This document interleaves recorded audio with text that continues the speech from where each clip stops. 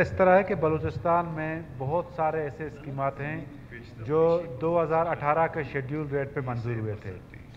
اور چونکہ انفلیشن کی وجہ سے جو ان کا جو شیڈیول ریٹ تھا ورکیبل نہیں تھے، تو 2023-24 کو اس وقت کی جو کابینہ نے یہ فیصلہ کیا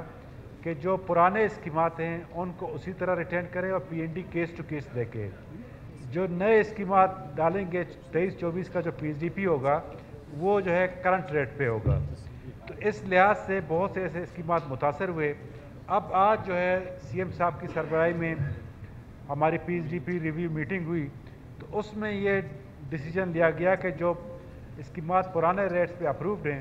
ان پر جو ہے مانیٹرنگ اینڈ ایولیوشن ٹیم جائے گی، ان کی جو ہے فیزیبلٹی اور وائبلٹی دیکھے گی، ان کا جو ہے پبلک امپیکٹ دیکھے گا۔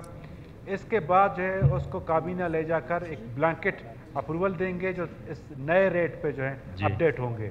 تو وہ میرا خیال ہے کہ اسی وجہ سے جو یہ سفر کر رہے ہیں، اور چونکہ ایک بڑے اہمیت کے حامل پروجیکٹس ہیں تو انشاءاللہ تعالی ہم ان کو جو ہے بلکہ تمام پروجیکٹس کی جو ہے اپروول دلوا دیں گے۔